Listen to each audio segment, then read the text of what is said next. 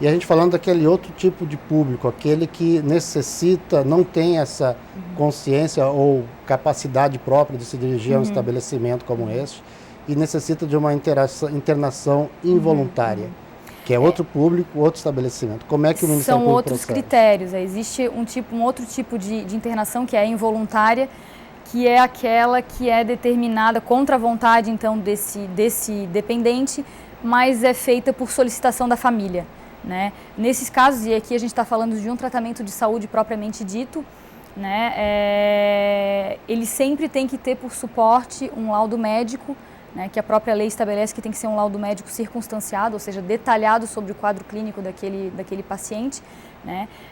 São situações excepcionais, situações limites, né, em que esse dependente está numa situação de crise, né, pela abstinência, enfim, ou pelo uso abusivo dessas substâncias e a ponto de colocar em risco a sua integridade física ou a dos seus familiares, daqueles que estão à sua volta. Como é que funciona? A família procura que tipo de autoridade? Como é que ela chega a buscar esse auxílio, esse recurso? As internações, quando são as chamadas internações involuntárias, que é a pedido da família ou a pedido daquele que tem a obrigação de cuidar daquele dependente, ela pode ser feita administrativamente diretamente com a entidade hospitalar. E aí, como a gente está falando de um tratamento de saúde, então depende desse laudo médico, sempre, né? E a própria administração daquele hospital, e aí isso vai ter que ser feito não em comunidade terapêutica, mas em entidade hospitalar, enfim, em uma clínica, né?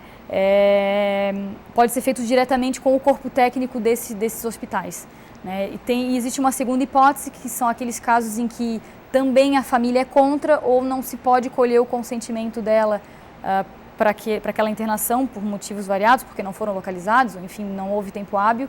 E aí essa internação ela é chamada de compulsória e ela é feita por determinação judicial, também com base nesse laudo médico, né? E inclusive pode ser feito a pedido do Ministério Público também.